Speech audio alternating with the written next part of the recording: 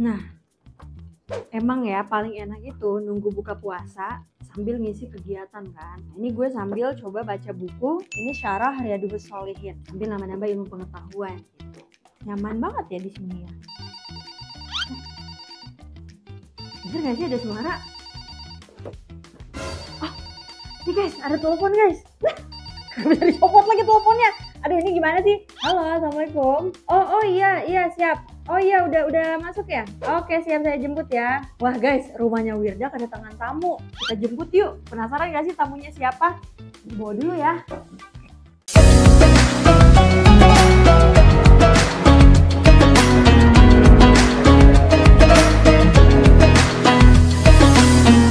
Nah, ini saya mau ngajak Ustaz Saiful tur rumah Wirda. Iya, berapa lantai nih Kak? Masya Allah. Ini ada 1, 2, 3 kayaknya kalau nggak salah, ada rooftopnya juga. Lantai 2 jadi studio ya? Lantai 2 jadi tempat studio. berdakwah ini. Tempat berdakwah. Mumpung kita belum nikah kan. Betul.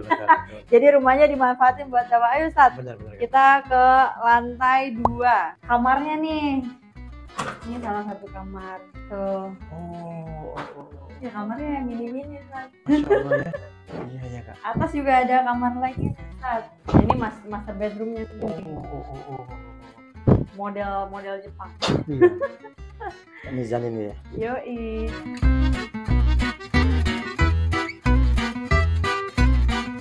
Juga ada kamar mandi pribadinya di dalam. Oh, ada kamar mandinya juga.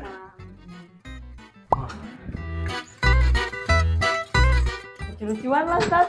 Iya ya, ini rooftopnya. Nah, ini Balkonnya ini. balkon. Ini ada balkonnya, bisa ngeliat keluar. Jakarta. Jakarta.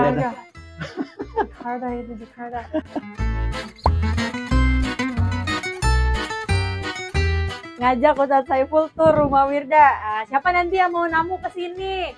Komen ya di bawah biar nanti Wirda undang. Bareng sama Wirda dan Ustaz Saiful. Ngisi kajian. Ditunggu ya. Assalamualaikum semuanya, selamat datang di rumah Wirda. Dan alhamdulillah hari ini Wirda kedatangan tamu spesial. Ada Ustadz Saiful Bari. Masya Allah Ustadz. Saya tuh akhir-akhir ini lagi deket banget sama Ustadz Saiful. Alhamdulillah. Lagi banyak Ustadz, ayo dong ajarin kita, ngisi di acara kita. Dan alhamdulillah ini tamu spesial banget karena Ustadz Saiful sudah hadir di rumah Wirda. Mudah-mudahan rumah ini dapat berkahnya dari Ustadz Saiful.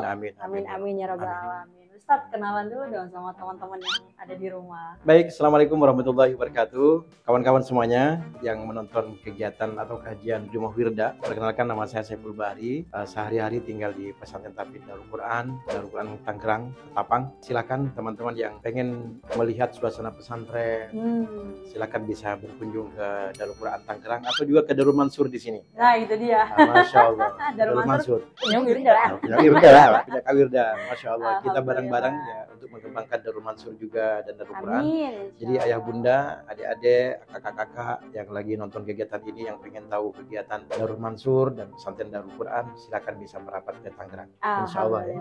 Mudah-mudahan banyak berkahnya. Ini hari ini kita pengen dapat banyak wejangan dari Ustadz Saiful karena momen-momen puasa ini kan lagi semangat-semangatnya nih. Siap. Buat nuntut ilmu baru, buat nambah kegiatan ibadah dan yang lain. Tapi kan kita harus tahu ya, harus paham ilmunya seperti apa untuk bisa menjalankan sesuatu. Ustadz, akhir-akhir ini itu lagi banyak banget fenomena dan saya nggak tahu ini siapa pencetusnya dan kenapa bisa kayak gini. Jadi sekarang di kalangan anak muda nggak sholat itu keren. Masya Allah. Nggak puasa itu keren, especially ya mobil khusus ketika di bulan Ramadan. Jadi mereka dengan bangga mempertontonkan gue makan siang nih gitu, padahal ini puasa dan puasa Ramadan itu wajib gitu Ustaz. Ini gimana nih Ustaz menyikapi seperti itu dan apa yang harus kita lakukan gitu loh kalau melihat kayak gitu. Baik, pertama kita mulai dari rumah dulu ya. Bagaimana peran orang tua dalam menanamkan karakter keislaman kepada putra-putrinya. Rata-rata kalau kita lihat anak-anak yang seperti itu memang minimnya pembekalan dari sisi agama kepada mereka. Di rumah mungkin tidak diperkenalkan, malah mungkin di rumah tidak memberikan contoh kepada mereka. Bagaimana anak akan berpuasa ketika orang tuanya juga tidak berpuasa. Bagaimana anak akan sholat ketika orang tuanya juga tidak sholat. Di sini penting berawal dari rumah dulu, berawal dari keluarga kecil kita dulu, bagaimana mengajarkan ke anak kita, menanamkan kepada mereka tentang nilai-nilai agama. Itu yang pertama. Yang kedua, dalam mengenalkan ini, jangan sampai ada hanya kata ancaman saja. Contoh misalnya, kalau kamu gak puasa, kamu akan masuk neraka. Nah itu tuh. Kalau Horor kamu ya. gak sholat, kamu maka akan dibakar di api neraka yang paling dalam.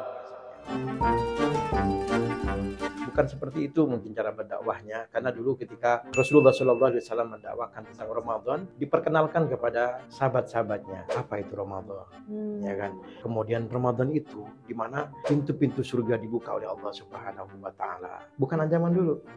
Kemudian pintu-pintu nerakanya Allah ditutup oleh Allah, dan barang siapa yang berdoa di bulan Ramadan, jadi kalimat-kalimat motivasi yang disampaikan, bukan kalimat-kalimat ancaman-ancaman. Jadi biar ada motivasi dulu, wah iya kalau saya ini bisa begini loh. Contoh misalnya Nabi ketika membicarakan tentang sholat 5 waktu. Misalnya bayangkan seandainya di depan rumah kalian ada sungai, ada air yang mengalir dan kalian mandi di situ sehari 5 kali. Kira-kira badan kalian kotor kan?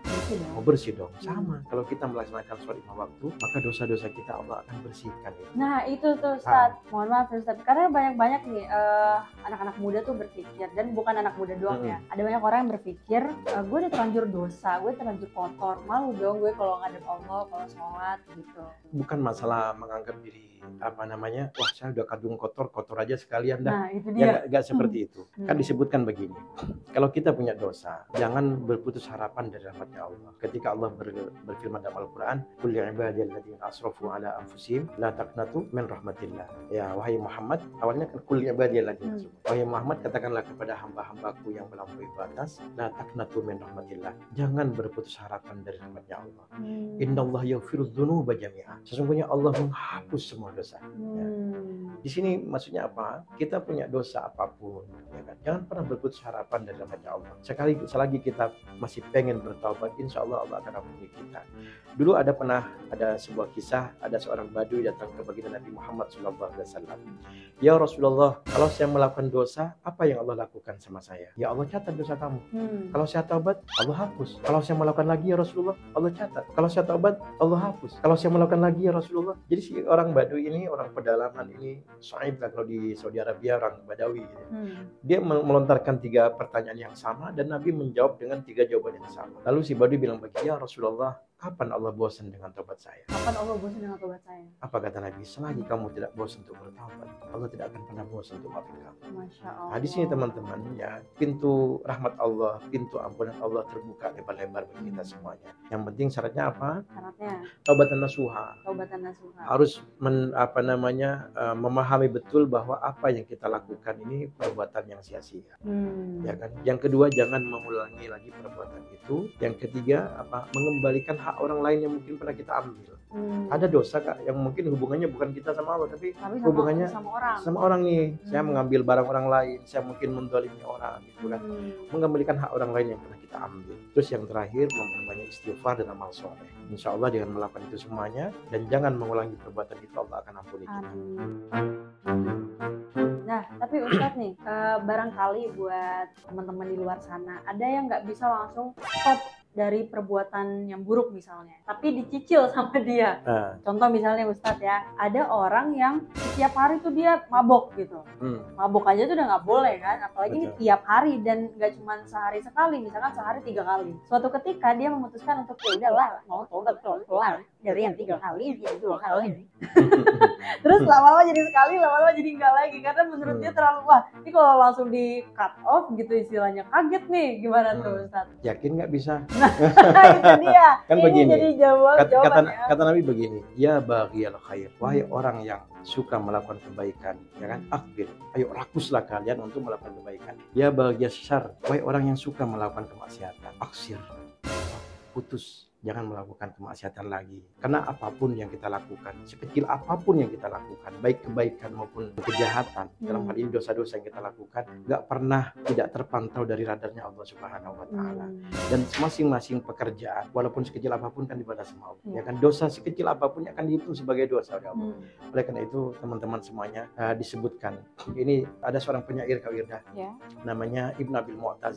Beliau itu mengucapkan syairnya begini: Khalid dzunubah saghiraha wa kabiraha fahuwa tuqa. Ayo, kata beliau, khalid dzunub, tinggalkan dosa-dosa, saghiraha wa kabiraha, baik yang kecil maupun yang besar.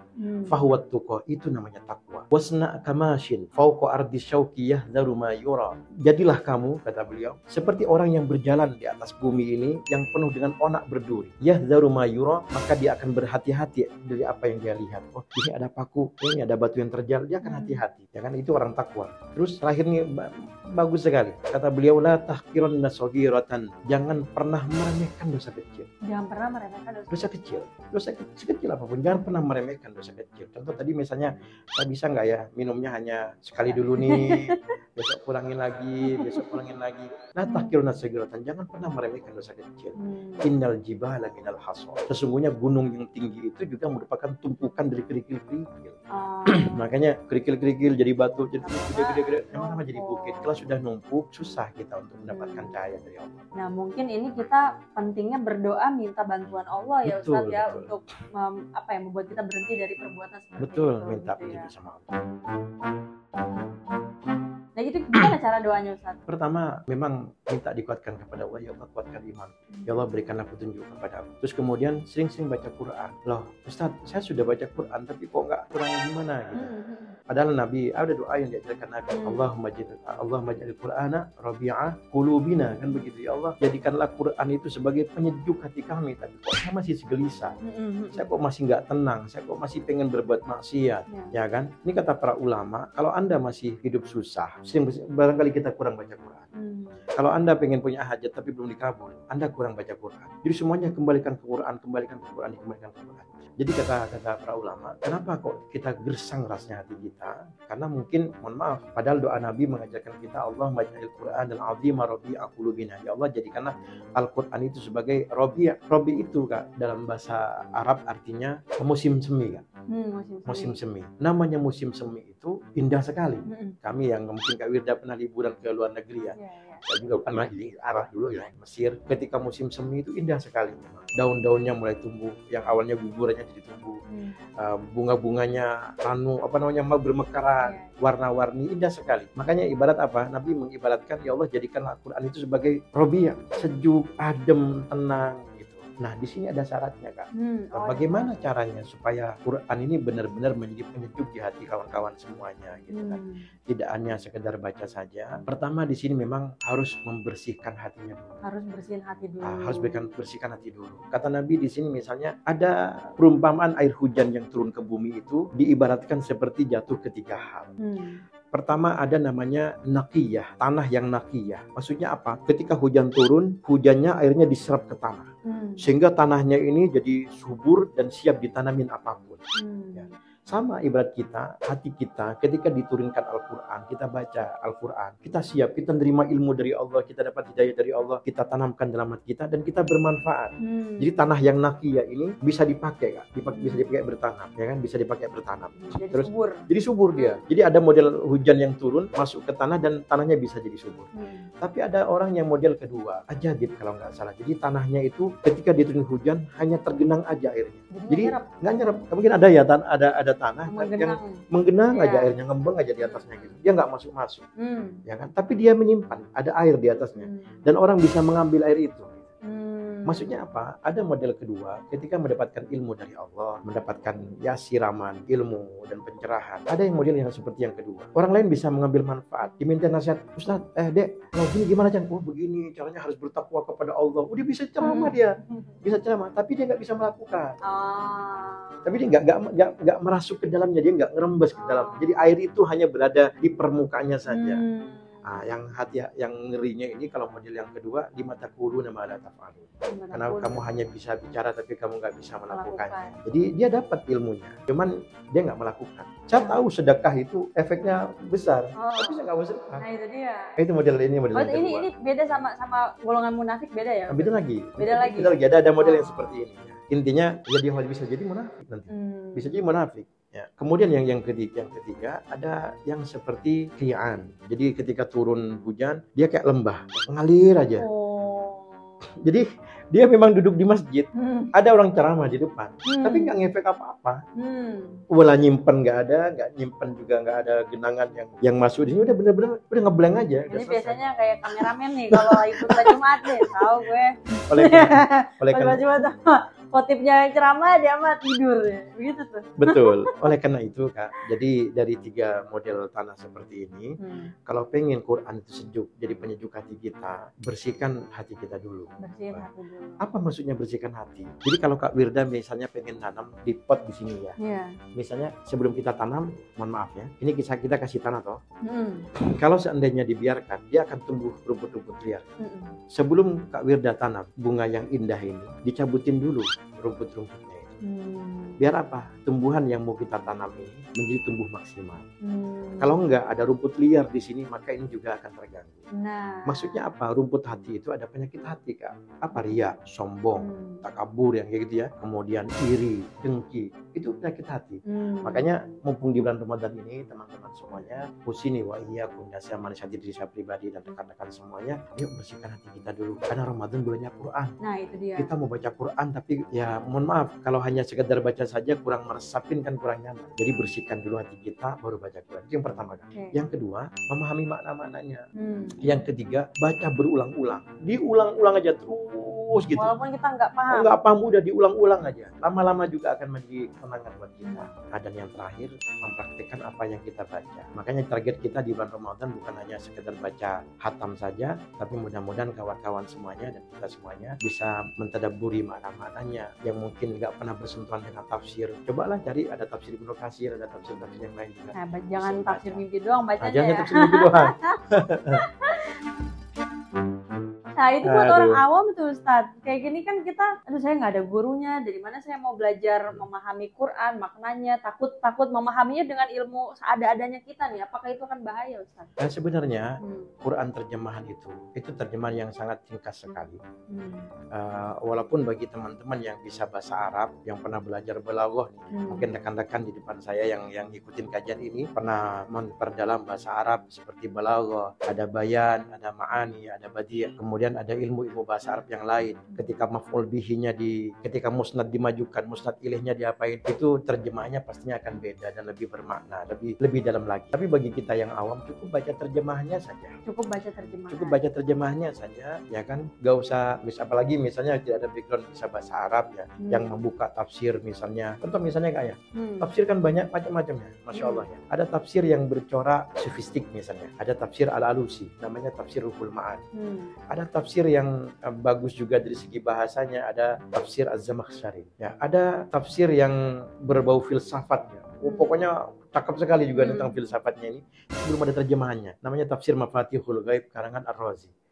Oh, itu teman-teman yang suka filsafat, suka tata bahasa Arab, silahkan, banyak yang bisa teman-teman baca. Tapi bagi yang awam ya kan, kita saya lah gitu ya, baca terjemahannya. Insya Allah dari terjemahan itu juga banyak. Kalau kita resapin betul, insya Allah menjadi pribadi yang luar biasa. Nah itu Ustaz, ngomong-ngomong soal Ramadan lagi nih, balik lagi. Saya yakin banyak juga nih teman-teman pemirsa di rumah yang nonton ini lagi semangat-semangatnya nih, pengen ningkatin kualitas ibadah. Tapi Ustaz Saiful ini, Masya Allah, beliau ini jago banget cerita-cerita sejarah, kayak siro-siro tuh beliau tuh jagonya. Nah menurut saya pribadi Ustadz, kayaknya kita akan lebih dapat mencintai sesuatu kalau kita tahu sejarahnya, tahu tentang apa yang kita jalanin gitu Ustadz. Jadi barangkali dari Ustadz Saiful mau kasih wejangan soal Ramadan. Tentang Ramadan ya, baik. Hmm. Baik rekan-rekan yang kami cintai dan kami banggakan, ketika sudah masuk bulan Sya'ban, kita sekarang di penghujung bulan Sya'ban loh kan. Iya, betul. Ya kan? Hmm. Para ulama kita, orang-orang zaman dahulu itu sudah banyak meninggalkan kesibukan duniawi mereka dan mereka sudah mulai bersiap-siap menyambut bulan Ramadan.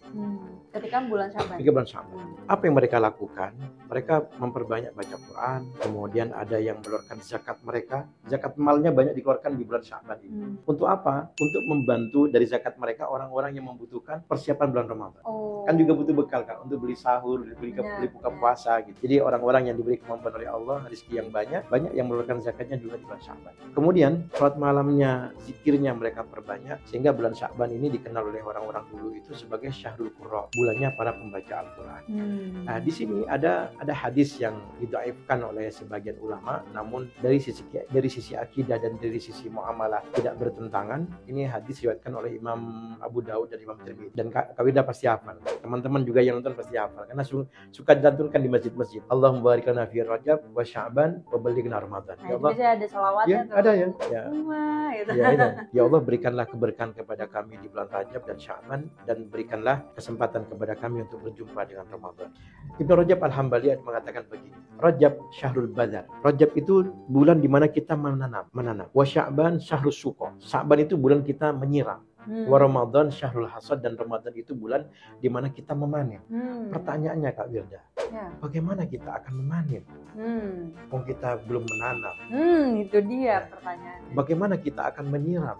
Kalau kita belum menanam. Tapi kan sudah lewat, saat saya belum nanam ini. Bulan Rajab sudah lewat, sekarang di bulan Sya'ban. Nggak apa-apa, tidak ada kata terlambat. Sekarang mulai tanam, mulai disiramin, dipupuk, kemudian di Ramadan nanti akan siap. Maksudnya apa? Kebiasaan-kebiasaan amal soleh yang akan kita targetkan di bulan Ramadan dari bulan Sya'ban ini sudah mulai kita tingkatkan. Anggap pemanasan deh kan. Contoh misalnya, saya pengen pokoknya setiap hari 1 juz di bulan Ramadan. Jangan langsung di bulan Ramadan, barangkali kita akan kaget dan bisa jadi nggak istiqomah. Karena kaget, waduh, kita capek juga 1 juz ya, gitu. Nah, dari sekarang aja dicicil, oh ya, ternyata saya membiasakan diri gitu. Saya sehari kuat 2 halaman.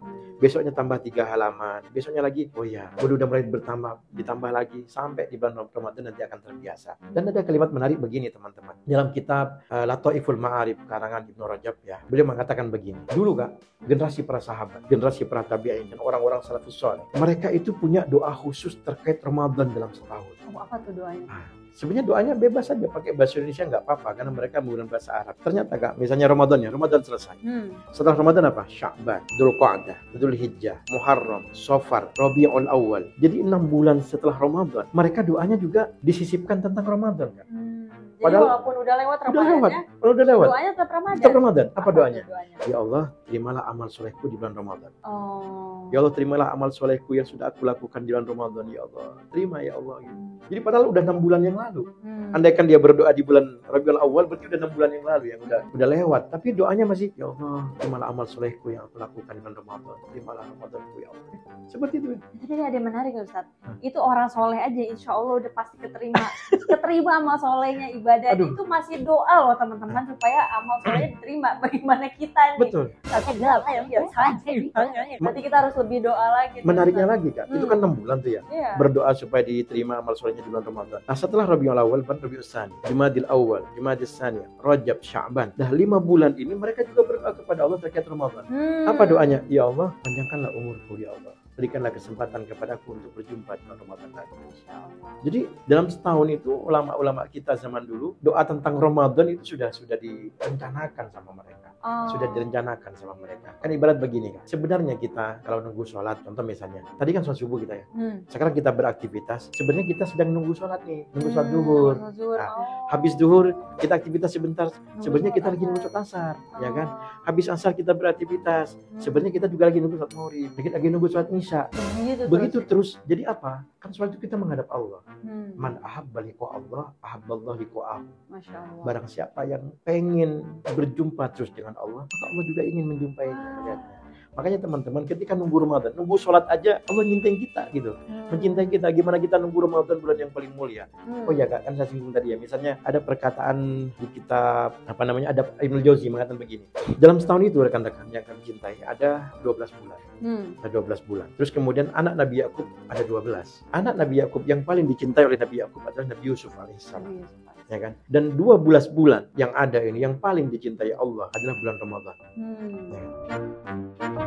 Sebagaimana Allah mencintai bulan Ramadan dan Nabi Yakub mencintai Nabi Yusuf alaihissalam, ketika Nabi Yusuf berdoa kepada Allah, mendoakan saudara-saudaranya yang mendoliminya, kemudian dikabul doanya oleh Allah, la tasriba alaikumul yaum, tidak ada celaan bagi kalian, yaghfirullahu lakum, Allah telah mengampuni, semoga Allah mengampuni kalian, wa huwa arhamur rahimin, dan Allah Maha Pengasih. Ya kan? Di situ didoakan Nabi Yusuf diampuni dosa-dosanya saudara-saudaranya. Sama ketika di bulan Ramadan, ini rekan-rekan nih, yang bulan-bulan sebelumnya kita numpuk dosa-dosa misalnya, ayo kesempatan di bulan Ramadan, insya Allah dengan hadirnya bulan Ramadan, kita yang mempunyai khilaf, dosa baik sengaja maupun tidak sengaja, kita meminta kepada Allah di bulan-bulan yang lalu yang telah kita lakukan, mudah-mudahan diampuni Allah SWT. Nah ini apalagi buat teman-teman yang lahirnya pas bulan Ramadan juga. Masya Allah. Contohnya saya. Saya juga lahir 23 Ramadan, Masya Allah. Alhamdulillah. Ini rezeki juga nih buat teman-teman yang bertepatan di bulan Ramadan, lahirnya harus lebih semangat lagi Ramadannya. Ustadz, satu lagi nih Ustadz, kan banyak yang ngomong, bukan banyak yang ngomong, emang bener begitu kan, pintu neraka ditutup nih ketika bulan Ramadan, ya kan, dan setan-setan dibelenggu gitu. Tapi kenapa masih banyak orang padahal bulan puasa nih? Nah itu gimana tuh Ustadz? Jadi kalau dicek di kitab, di beberapa buku agama tentang, kan katanya dibelenggu. Yang seperti apa kok masih banyak orang-orang melakukan dosa-dosa? Ada di sini ada yang mengatakan hawa nafsunya yang banyak diikat oleh, anggaplah kita ini ketika berpuasa insya Allah bisa mengendalikan hawa nafsu. Kalau nggak puasa ya bayang itu kayak apa. Jadi ada yang mengatakan diikatnya hanya setan-setan pengganggu yang benar-benar mengganggu saja. Itu ada di beberapa ini. Walaupun yang lain juga diberi kebebasan oleh Allah Subhanahu Wa Taala. Tapi ketika kita, mohon maaf, lebih kembali kepada pribadi, ketika kita berpuasa, menahan hawa nafsu kita, ya kan, otomatis setan nggak bisa gangguin kita. Wong kita sudah secara self defense-nya ya, self defense ya, pertahanan diri kita sudah mantap ya. Gimana setan akan mengganggu kita? Gitu. Itu lebih kepada setan-setan terbelenggu itu. Tapi bener nggak sih setan tuh dibunuh gitu? Bener nggak sih kayak gitu? Diikatnya kayak apa Allah alam ini? Diikatnya seperti apa kita nggak tahu. Ya mungkin tadi yang mungkin ada sebagian yang mengatakan ya lebih kepada diri kita. Kalau kita melakukan puasa di bulan Ramadan, ini kan perintahnya puasa di bulan Ramadan. Maka self defense tadi kan, pertahanan diri, benteng kita itu gimana kalau saya begini kan saya nggak boleh, saya akan batal, ya kan? Itu pasti gimana susah diganggunya gitu. Susah diganggunya. Contoh misalnya ketika Umar bin Khattab itu kalau ada lewat di satu jalan dan ada setan yang lewat di sini, maka dia akan mengejar yang lain. Setannya. Itu susah ganggunya Umar bin Khattab ini gitu loh kan. Susah mengganggunya. Makanya kalau kita benar-benar puasa bulan Ramadan, ikhlas, khusyuk, minta ridhonya Allah Subhanahu Wa Taala, maka insya Allah itu akan terhindar daripada gangguan-gangguan tersebut. Jadi tentang masalah ini setan dibelenggu, ini banyak penafsiran dari para ulama. Ada yang bilang memang setan itu dibelenggu, ada yang juga mengatakan memang hawa nafsu kita yang memang dibatasi oleh diri kita sehingga kita terhindar untuk melakukan terjerumus di gangguan setan ya, dan lain-lain. Ada yang berpendapat demikian. Kemudian juga kan disebutkan bahwa di bulan Ramadan ini banyak keberkahan yang akan Allah turunkan kepada kita. Banyak sekali yang akan diturunkan. Di sini teman-teman, menarik juga apa yang disampaikan tadi, misalnya apalagi fenomena terakhir kemarin ya, ada seorang anak yang membunuh orang tuanya. Ya kan, membunuh bapak ibunya cuma gara-gara rokok, misalnya minta uang rokok aja bisa sampai membunuh orang tuanya. Ini naudzubillah min dzalik. Mumpung bulan Ramadan teman-teman, biasanya nih di kampung-kampung teman-teman nih, di kampung kita juga di sini, kalau menjelang Ramadan biasanya saudara-saudara kita banyak yang ziarah ke makam nyekar lah gitu ya. Ke orang tua yang masih hidup juga kita datengin, silaturahmi kepada mereka. Memang ada beberapa amalan Kak yang bisa kita lakukan supaya kita mendapatkan keberkahan dari Allah Subhanahu Wa Taala. Yang pertama itu mencari ridhonya Allah. Mencari ridhonya ridhonya Allah. Apapun bentuk kegiatannya, ketika kita kaitkan dengan Allah, maka Allah akan meridhoi kita. Contoh misalnya, kita ada kajian di siang ini ya, di pagi ini, coba apa tujuan kita? Lillah, ya. Hanya benar-benar syiar untuk agama Allah Subhanahu wa taala. Yang seperti ini insya Allah akan ridhoi. Contoh yang lain misalnya, dia termasuk membagikan orang tua, birrul walidain, ya kan? Itu juga termasuk daripada amal soleh. Ada amal soleh kan? Di atas muka bumi ini yang nggak ada tawar-menawar.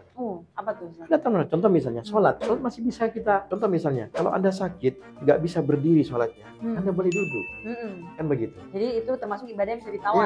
Yang masih bisa ada dispensasinya lah, ada rukhsahnya. Kalau Anda pergi musafir, awalnya harusnya Anda sholat zuhur 4 rakaat, jadi 2. Asalnya 4 rakaat, bisa kalian jamak dan bisa kalian qashar, bisa jadi 2-2, gitu kan? Masih bisa seperti itu. Itu sholat. Yang kedua puasa. Puasa itu juga ada dispensasinya dari Allah. Coba kalau Anda sakit, in kuntum maridan aw ala safari fa iddatun min ayyamin ukhra. Kalau Anda sakit atau lagi safar di bulan Ramadan, padahal lagi bulan puasa nih.